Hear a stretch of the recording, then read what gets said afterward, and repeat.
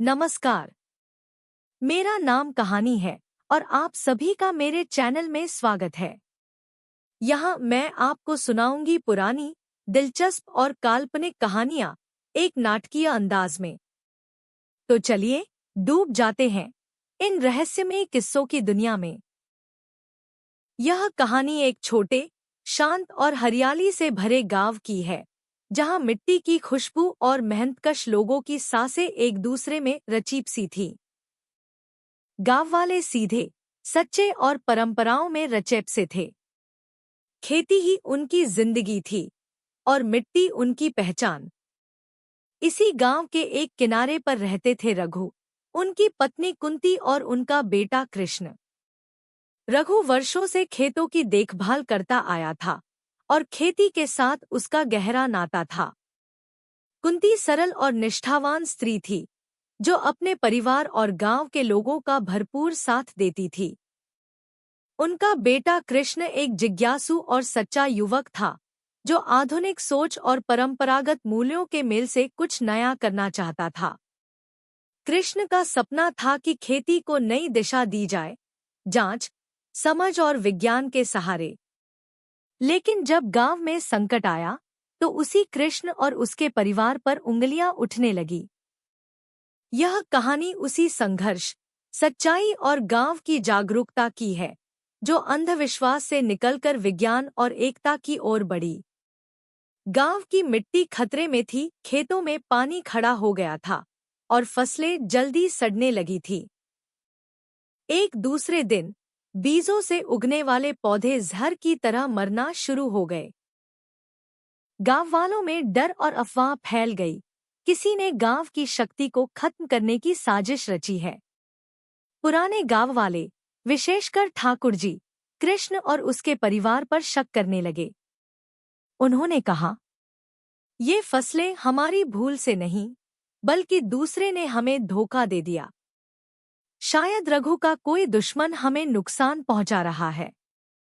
रघु ने शांत होकर कहा, मैं गलत नहीं हूं, मैं अपनी धरती से प्यार करता हूं। लेकिन गांव की भीड़ में जोश था और वे आहत महसूस करने लगे कि उनकी मेहनत बेकार हो गई। एक रात गांव की पंचायत बुलाई गई। गुस्से में गांव वालों ने पूछा, कृष्ण, तुम सच में कुछ जानते हो? क्या तुम्हारा परिवार इस विनाश का कारण है? कृष्ण ने दृढ़ता से कहा, मैं जहर या जादू नहीं करता। वहीं एक तीसरा गांव वाला, रामचंद्र नाम का, भीड़ में हिलते हुए बोला, मैंने कल खलिहान में तुम्हें कुछ बीजों के साथ खड़ा देखा था, तुम्हारा हाथ साफ नहीं। अब माहौल तनावपूर्ण हो गया। कुछ गांव वाले कृष्ण को दोषी करार देना चाहते थे, जबकि बाकी सच जानने के लिए उत्सुक थे। रात गहराने लगी।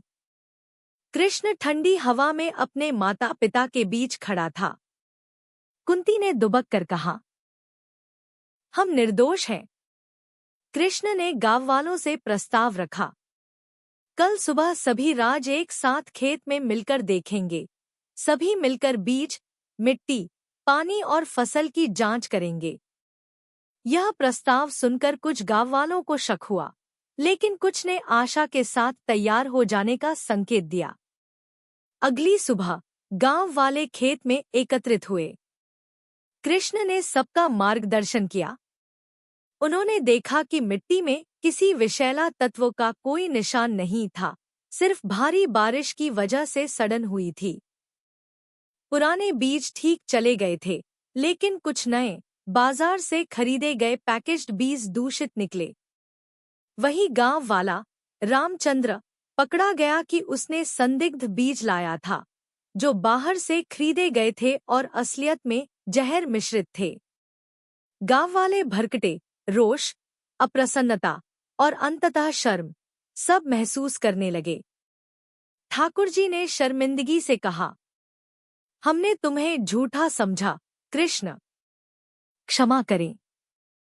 रामचंद्र को गांव ने सजा दी, लेकिन सजा साजिश का खुलासा, प्रेम का पाठ पढ़ाने का माध्यम बनी।